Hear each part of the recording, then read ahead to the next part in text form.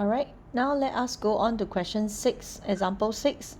This question is taken from page 247, practice now 7, question 1. We see here a quadratic equation in terms of secant theta. And this time round the range is actually quite interesting. It goes from negative 2 pi to 2 pi. Okay, it's a little bit more than what you usually do. Okay, so first step is to let x be secant theta. I'm going to convert it to the normal type of quadratic equation. 4x squared 7x minus 2 equals to 0. Now I'm going to solve this.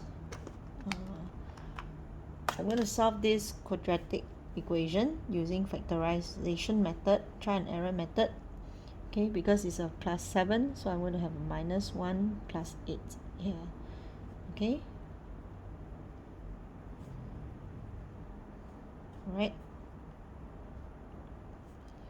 Okay, so with factorization, I know the factors are 4x minus 1, x plus 2 equals to 0. So I can either say 4x minus 1 is 0 or x plus 2 is 0.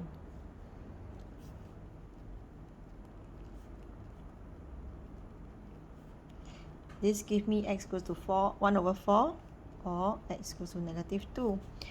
Now we're going to bring back the term secant theta.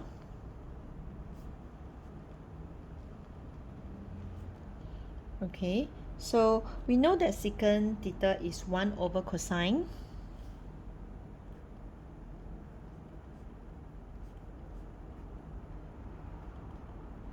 Meaning cosine theta is either equals to 4 or cosine theta is equals to negative half. This one you can just do a cross multiplication and make cosine theta the subject, you will get this. What I do is actually just do a flip. Now if cosine theta is 4, I will then reject it. Okay, reject it because it's not possible. So we are left with solving cosine theta is negative half. So we can write cosine alpha equals to half. Okay, knowing that if it's negative, it's going to be in the second and fourth quadrant. This should come very quickly for you now. So we solve the reference angle. Okay, you press the calculator. This is pi over 3.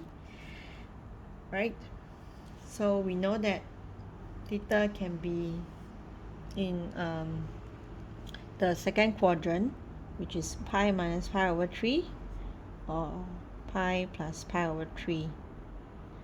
Now, what we are looking at now is because it's also in the negative 2 pi region, so it's either going this way, okay, and this way, or in another case, okay, it can also be going this way and this way. Okay, so when I say negative 2 pi, I'm actually talking about going in the negative direction. But the values are actually the negative of these two. Okay, if you actually calculate this value, is minus negative of pi minus pi over 3. So I can write like this.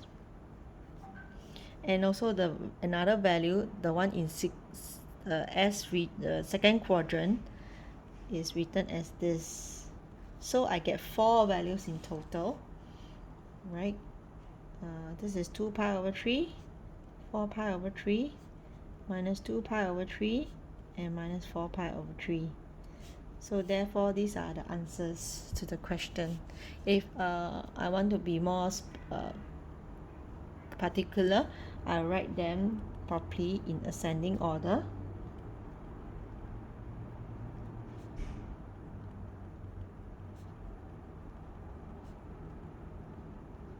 Okay, so do be careful. This question is special because of this special range that you have to consider. Usually it's 0 here, but in this question it's negative 2 pi. So be very careful of such question in the exams.